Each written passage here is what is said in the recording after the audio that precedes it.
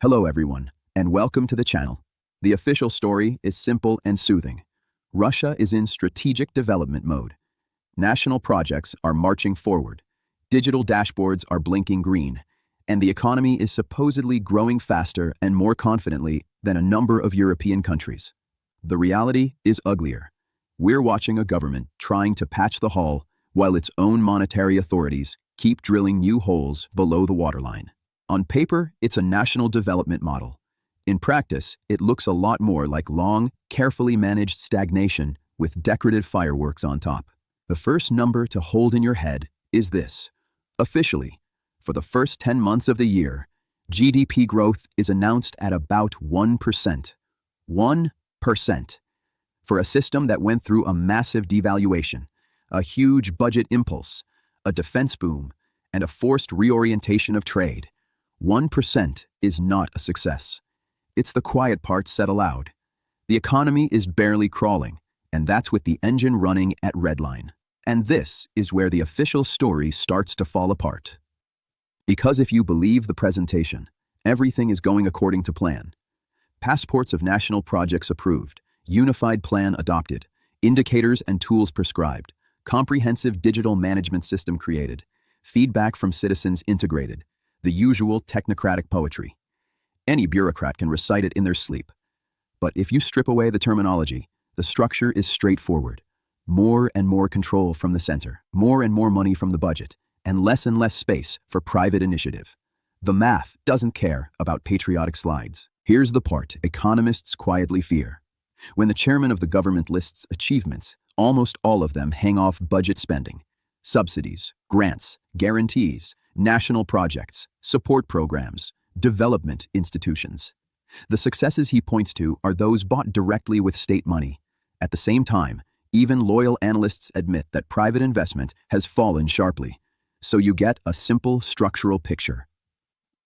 The state is trying to push a dead horse called real sector uphill, while another part of the same state, the monetary authorities, make money so expensive that the horse doesn't even want to breathe.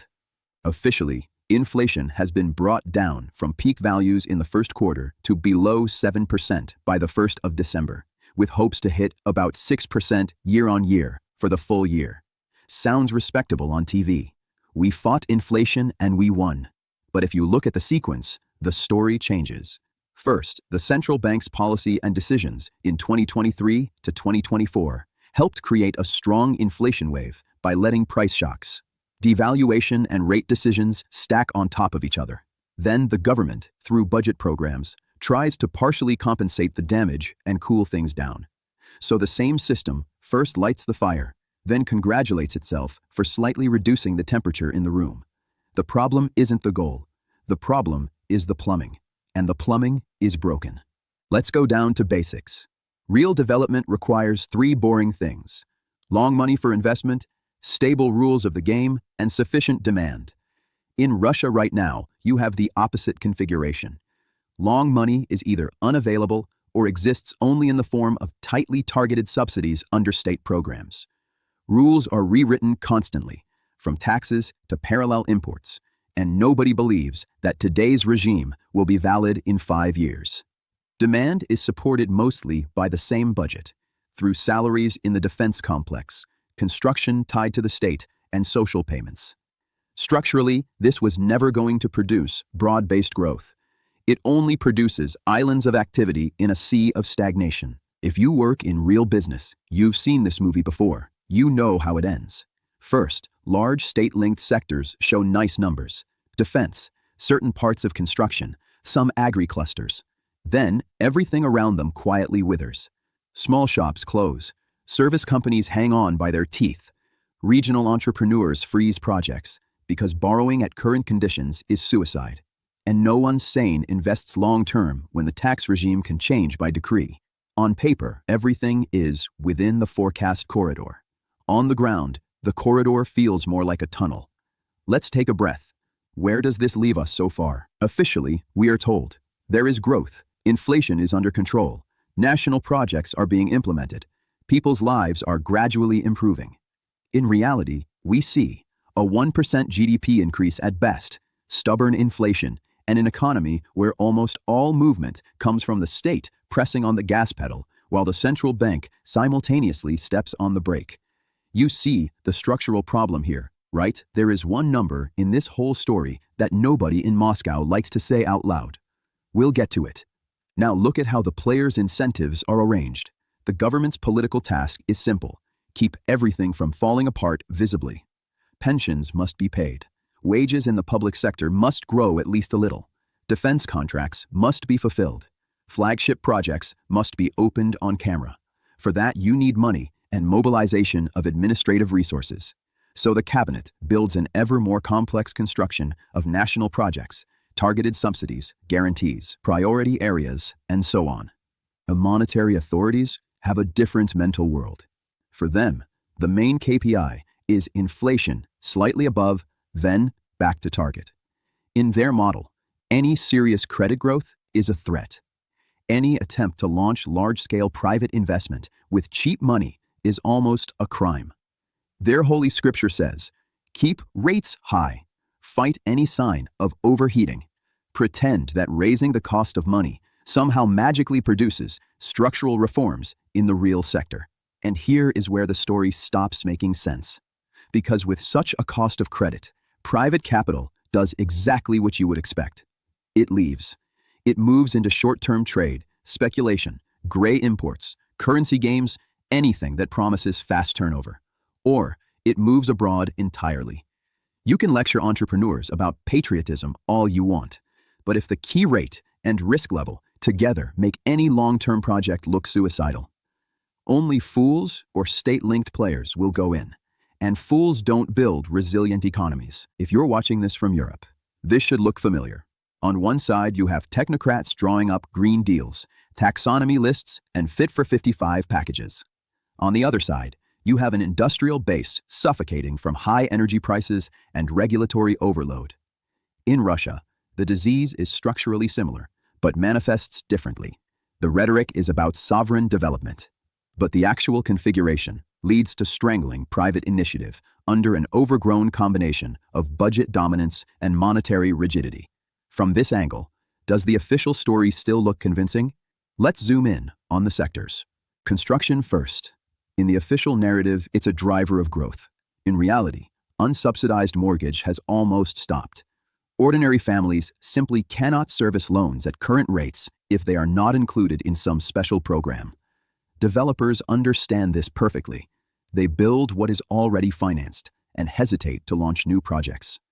Any non-subsidized segment feels like a minefield, so you get a dual market, a privileged layer that still plays the game because the state helps pay for it, and a majority for whom own housing quietly moves back into the category of fairy tale. This is the moment when a brave statement about supporting families turns into a line in a bank's refusal letter. Trade is in the same logic. Official statements talk about activation of efforts in trade and support for small business through concessional loans, guarantees, and other mechanisms. On the ground, cash registers tell a more honest story. Demand is flat or falling. People trade down to cheaper goods, and small businesses keep closing. You can pretend that raising tax rates will automatically raise budget revenues, but when the taxable base shrinks, each new turn of the screw only accelerates the exit of those who still tried to work in white. This is the flaw you can't fix with PR. The column we started from notes directly. Small business is shrinking fast, and that reduces tax collection, contrary to the fantasies of those who think raising rates is a magic solution. This is not just a Russian problem. Western elites have exactly the same illusion, that you can endlessly increase the fiscal burden on the working and entrepreneurial middle layers without killing the host. The only difference is in packaging. In Brussels, they call it fair transition and social justice. In Moscow, it's called optimization and additional contributions. The outcome is identical: thinning of the productive middle and concentration of opportunities at the top and in state-linked structures. Let's zoom out for a second. From a distance, the picture becomes even less comforting. You have an economy where growth, such as it is concentrated in a few state-driven areas. Defense, some segments of agriculture, infrastructure tied to budget projects. You have national projects that are essentially channels to pour money into construction, roads, social objects, digital systems. You have a central bank whose policy keeps capital expensive and unreliable. You have external restrictions that limit imports of technology and complicate logistics. And you have a demographic situation where the working-age population is not exactly expanding. From here, all the options are bad. The only question is who pays first and who pretends it's inevitable progress. Here's where the experts in suits start sweating, because if they admit openly that the current configuration leads to stagnation, they must also admit that the sacred equilibrium of independent monetary policy plus budget discipline plus national projects doesn't work. It doesn't deliver the upgrade of the economic model. It only delivers survival with a slow erosion of private initiative. Nobody wants to say that sentence in an official hall. It ruins the performance. Now, remember the number I mentioned. Officially, about 1% GDP growth in 10 months. In a country with such scale of mobilization, devaluation, and budget spending, this is less a sign of resilience and more a diagnosis. It quietly tells you the system is hitting structural limits. Defense orders and national projects can still push the needle a bit. But without private investment and real productivity growth, this needle will not run far. If this actually surprises you, good. That's the part nobody else bothers to show. Look at incentives once more. For the government, the easiest way to show success is to expand budget programs, more money into infrastructure, support measures, national projects. This creates immediate visible results. Something gets built, someone gets a contract, some indicators turn green. It's like giving an exhausted patient a strong stimulant. They stand up and walk for a while, but underneath, the muscles continue to atrophy. Because you're not changing the regime of load and recovery, you're only dosing chemicals. For the monetary authorities, the easiest way to show professionalism is to keep rates high and repeat that they're fighting inflation. If growth is weak, they can always say, structural reforms weren't done, so don't blame us. If inflation remains high, they say, we warned you about fiscal dominance. In both cases, responsibility is magically shifted away from their own earlier errors, including those that helped generate the inflation spike in the first place. It's a very convenient game. Heads they win, tails society loses. If you're watching this from Germany or Italy, your reality is already different, but the structural rhyme is the same. There, the ECB's policy and energy shocks squeezed industry, while governments tried to throw subsidies and green slogans at the problem. Here, the central bank and the budget play a similar duet, just with other decorations. From your corner of Europe, does this look like strategy or managed decline with better PR? Now the uncomfortable part. Households. For an ordinary Russian family, all this grand talk about strategic development translates into a few tangible things. Prices remain high. Official 6% inflation doesn't mean your personal basket is only 6% more expensive. Energy tariffs, services, food, mortgage payments all move with their own dynamics. Wage growth, outside of a few privileged sectors, at best catches up. In many regions, it doesn't. The result is simple. The margin of safety shrinks.